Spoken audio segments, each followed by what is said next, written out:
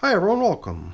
Those of you that are regulars down here know which system we're checking in on already, just from looking at this ornate piece of plywood painted with this interesting design. This is the system in which we've got the worms recently bought indoors from outside. They're the worms that used to occupy my outdoor worm bag. Every year I do a different worm bag, and my naming convention for them has been pretty simple. Version 5 was the most recent iteration of it. And, when I get around to doing it again, I'll probably just go with another fairly boring naming convention of calling it version 6. And, last time we checked in here, we spotted little slugs, just like these two that I'm pulling off the plastic. And we removed them, and we kind of hoped that maybe it would be the end of it, but I really don't know what to expect at this point with slugs. I don't really see them in my systems. I mean, last time all I did was I threw them on the floor and I forgot all about them, so my hope was that they simply dried up, and then at some point in the future, if and when I ever sweep up the disgusting filthy floor in here, maybe I'll pick up their dried up carcasses. I don't know that much about slugs and snails, so we shall see. Oh, I do see another one, and it looks much larger. Oh, brother. The ones that we spotted in the beginning were smaller, I guess, because they were sort of crunched together, and this little guy was sort of stretched out in the process of just kind of cruising around. I don't know, man. I'm wondering what I should be doing with these things. I'm just going to drop this guy on the floor once again, just like I did the ones I encountered last check-in. And that was 3. So I don't know if we'll see more. It would be kind of nice if we just stopped seeing them after a while, if we keep picking them out when we do encounter them. So hopefully that'll be the way this plays out. I don't know if they're just remnants of the system from having been an outdoor system. Seems like a realistic explanation for why. This top covering cardboard is a little bit weird. Usually I just cover with paper, and my idea today was to come in with a nice fresh piece of top covering paper, which is this one right here. Once we're done, and we'll drape that out across the top, and then maybe we'll just go back on with that piece of cardboard. And sorry, I'm just noticing another one of these little slugs on the cardboard we just removed. So once again, I'm simply dropping the little guy on the floor and sort of taking my chances with that. I'll tell you, I just completely forgot about that from the last time. So whatever, if anyone's got any suggestions or cautionary input on what I should be doing differently, I would love to hear it. This coffee filter over here in the corner was just showing us where we last fed. And what we decided to do in this system last time we came in here was to pocket feed, which is to just alter the location of the feeding each time. So the feeding was here last time. My simple idea for that was to just go clockwise. So I figured this right here would be the spot that we put today's feeding into. But before we proceed to that, since this is just a 42-day-old system, relatively young system, getting its 4th feeding today, I figured we would just take the time to sort of inspect how things in this system are coming along in general. Perhaps not only focus on how the last feeding is progressing and then giving them today's portion, but perhaps we can also just do a quick tilling up of the materials elsewhere in the bin just to see how things look. I believe some of the things we're spotting here are leftovers from the last feeding 12 days ago, which is stuff over here that looks to me like bread.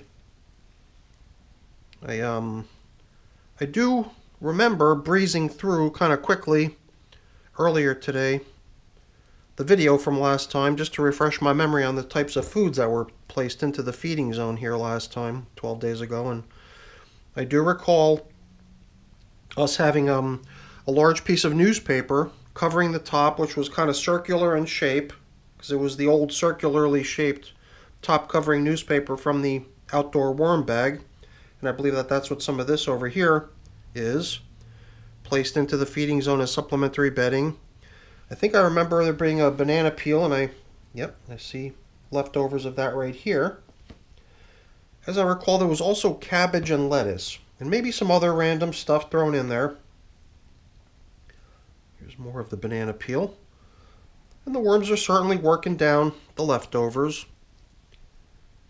But the fact that there's leftovers is usually not enough to, make us pull away from a game plan of feeding. I generally just press on and go ahead and give them the intended portion for the day. And it does seem like the feeding zone we prepared for these little guys is quite heavily occupied over here. And it is always kind of fun to unearth a feeding zone and find this many worms enjoying the feast laid out for them. So I think just for fun, we're going to let these little guys squirm down out of view, and then we'll proceed with plopping in the portion for today.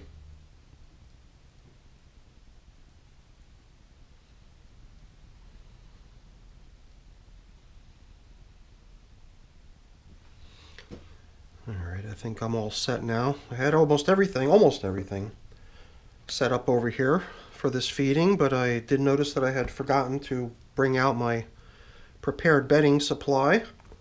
So I went and I grabbed that really quick so that we can include a little bedding with today's feeding. But before we open up the corner over here into which today's feeding is going to go, I'm going to go clockwise with these feedings going forward. I think that seems like the easiest way for us to go. Why don't we kind of in a counterclockwise pattern do a quick till up and inspection of how things are doing elsewhere within the system. And at the same time, I'm kind of counting that as a nice aeration of the bin's contents. I think it is always probably a good idea to take a quick peek at how things are doing in general. For a relatively young system like this, 6 weeks old, 42 days old, I do want to just make sure it's off on a good, it's off on the right foot, it's off to a good start, and that things are looking happy and healthy. I mean, it is true that we check in on most of my systems pretty regularly, and chances are we're not going to be in for much of a surprise after only a 12-day pause between feedings, but I just feel like I want to be sure, so that's just me being possibly a little bit overly cautious and curious, I guess, too. So that quick lap around the system brings us back to the position over here where we're going to plop in today's feeding.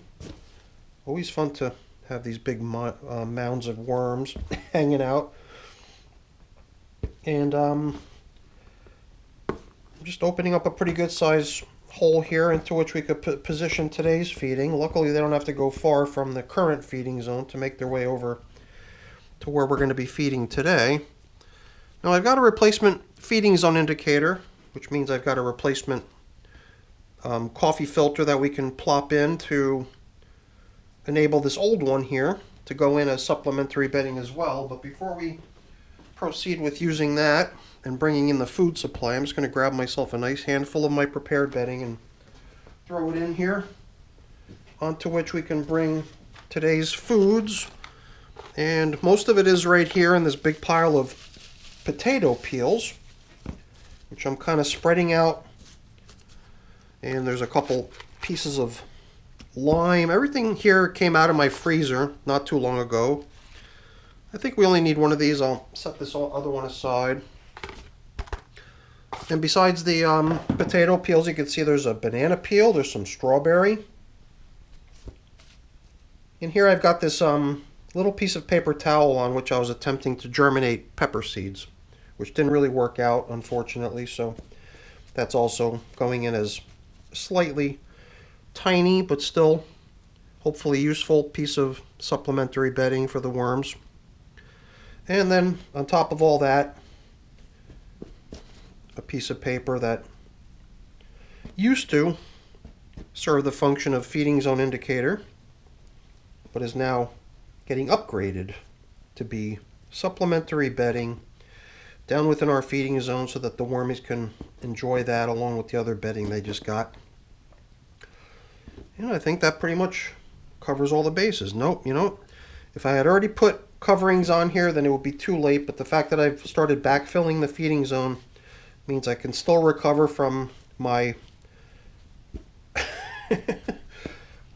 kind of absence of attention here. I've got a little bit of baked goods here, some little pastries that I want to include with today's feeding, and I also bought out my supply of pulverized eggshell, which is the grit that I use in my worm bins. So kind of glad that I looked over to the side briefly before going any further. So this version of my pulverized eggshell is a little bit dusty since I didn't do what I normally do with this batch yet, at least, which is to take it outside with a fan, and then I blow the fan on high, the highest setting, and then I drop the material right in front of the fan, which takes all that eggshell. It's not even the eggshell, it's the membrane within the egg, and the fan blows that stuff away, and then only the actual eggshell itself drops down. And that's how I sort of end up with my kind of dustless eggshell grit. But on this occasion, I just haven't gone through that step yet. I figured, you know, what the heck, you know, that membrane stuff is also a material which will readily compost down within the worm bin. So what's the harm in just keeping it around? I guess the only thing about it is that it is kind of dusty, so when I'm applying it, it does fly into the air a little bit. And what worries me sometimes is that maybe the other stuff getting airborne there is the actual eggshell itself, which you gotta be careful not to breathe in. This stuff is dangerous. It gets in your lungs, it never comes out, and then it's a hazard to your health. This is just a piece of cardboard. I think we'll probably keep using it as sort of supplementary top covering over here in the bin, just because it seems like the worms like having something like that to hang out on. And then here too, a nice fresh top covering of newspaper. So let's bring back these other things. I'm sort of just going a little bit slower so that I can see if I can spot any more of those slugs, and yes, I just did. There's one right there. And now I might even remember after we're done here, since we are almost done, for me to kind of glance under the bench over here to see what I see as far as slugs. And if I can, I'll just maybe scoop them up and do something else with them. I don't even know what to do with them, but perhaps just leaving them on the ground to dry out, you know, leaving them on the ground to dry out is enough. I don't know. Sometimes I wonder if I'm just being too lazy with certain things. So that's it for the check-in, everyone. Hopefully you enjoyed it. There's just a couple more things for me to take care of getting cleaned up and put away, but I'm not going to waste your time with that. Before I go really quick, let me just say thank you. Thank you so much for watching. Hopefully you enjoyed the video. If you did, please don't forget to leave me a quick thumbs up before I go. That's always really appreciated. And if you haven't done so already, please also consider subscribing to the channel. That's very much appreciated as well. All right, everyone, have a great day. Thanks for watching. Bye now.